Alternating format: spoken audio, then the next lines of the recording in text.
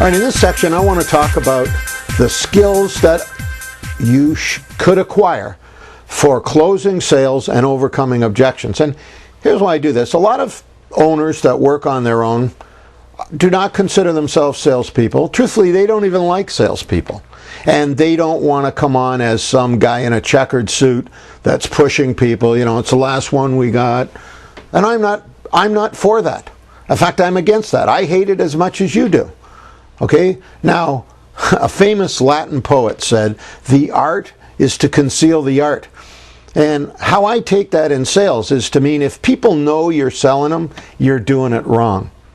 It should be you're consulting with them. You're answering their questions. You're leading them to the right decision. And they should like it. They should be happy you came by. If it's not coming across that way, you're doing it wrong.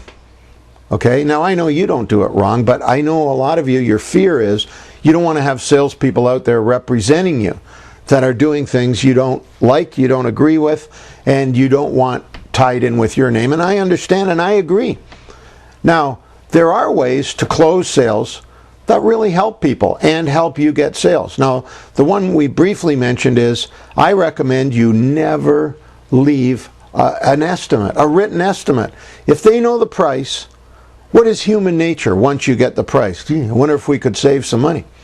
And if someone else comes out after you, how much do they have to save them to get the sale?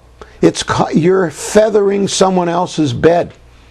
Okay, now, we can show you soft, wonderful closing techniques that help people make the right decision. Now, you don't have to accept their decision right off the bat, and you knew this.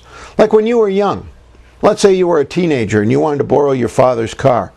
You said, "Hey, Dad, can I borrow the car?" If he said no, did you go, "Well, here's my card. Give me a call if anything changes"? No, you'd ask him again, please. You know, now I'm not recommending that kind of technique, but I believe that you can ask people to buy a few times, restate it, answer their questions, show them how they'd be better off, and you can do it in a way that they really appreciate. Now, we have training that will show you, your staff, whoever goes out, how to, in a very soft, nice way, overcome objections and close sales. And that's the final piece. If you can get your staff up to closing one presentation out of 3, it's the last piece to achieving the dream I was talking about having the kind of sales you want. Now, we have information that will teach you that. And it's stuff you'll be proud of. It's not stuff that you'd be ashamed of. You won't have to worry about meeting these folks at the supermarket or in church. They're going to be grateful that you help them get the solar system that's saving the money, helping them save the earth, and giving them independence. I mean, look at things that happen. Like right now as I'm taping this, there's this giant oil spill in the Gulf. I mean, how much is energy going to be in the future? We don't know. We may not drill for a long time after this. How about independence of knowing that you're the one deciding how much energy you get and how you use it? I mean, what if there was a shortage of energy and the government decided to limit how much energy you can have? Like I was in Italy not long ago, and they shut the water off in hotel rooms between certain hours. If you want to have a shower, you got to be ready. As a matter of fact, Italians in this area I was in, they put big pots in the tub and leave the tap on so that when the water comes on, they can catch it in these tubs and have water. Now, I'm not saying that's going to happen, but I'm saying your help, and by the way, I wouldn't recommend you scare people about solar, but I think you're helping people have independence and decide their own family needs. It's not just about money. It's about all kinds of things in their lifestyle, and I think you're really helping them and helping the earth. And I think we owe it to people to do that. If we just go into their home and say, "So did you want to get it?" and they say no, or "I'm definitely getting it in 6 months," or "I'd like to get it, but not now," we're not doing them a service and we're not doing ourselves a service. Okay, now let's just take one item. Let's say a person says, I'll just give you a brief look at what I'm talking about. You can decide if it's for you. But let's say that you're in a home and the couple says, "You know, we definitely want to go solar, but we're not going to go right now because my husband might be laid off and there might not be as much money available in the home to make that payment. So come back in a year, we'll probably be interested. Now, a weak salesperson will go, here's my card, I'll be back in a year. You know he won't, okay? But what if you just ask the people and say, well, let me ask you a question. If you're laid off, it's going to be a tough time for your family around money, is that right? And they'll say, yeah. You say, well, let me ask you a question. You are going to keep using electricity or hot water or whatever your product provides, aren't you?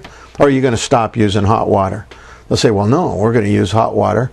Well, if we can save you money on your hot water, really it seems to me that when times are tough, that's the best time to go ahead and save money. I mean, you can afford to waste money when times are good and you got more money than you know what to do with. But when times are tough, you need to save every dollar you can. And our equipment will start saving you money from the day it's installed. Now, I think that when times are tough, you need to move ahead and save money. What do you think? No, they might say, you know, you're right, and go ahead and buy it. But they might not. But whether you thought that was pushy or not, I don't think it's pushy. I think it's helping people. But we have so many ways available that you can choose from. You can choose ones that fit your personality. You can choose ones that suit your style. And don't use the rest. But my friends, it's better to have some techniques ready, practiced and rehearsed and ready, than to just accept no or leave me your card and a quote and I'll get back to you. So I believe we can show you how to increase your sales dramatically in the home and how to achieve the dream of evolution number 3, which is to sell to the mass market, to have feet on the street, doing way more presentations than you do now, to have powerful presentations that use all of the customers' emotions and get them to want solar more than they want the money it takes to get it. And then I believe we can share with you some leadership techniques that you can use to consult them into making the right decision. So I hope that helps you. If you have any questions, you can give me a call at the number on the screen or visit our website at solar-sales-training.com. So thanks very much for watching. I hope you're not going to be left behind as the business evolves and that you're going to move ahead to dream the dream and live the dream of Phase 3, the solar industry.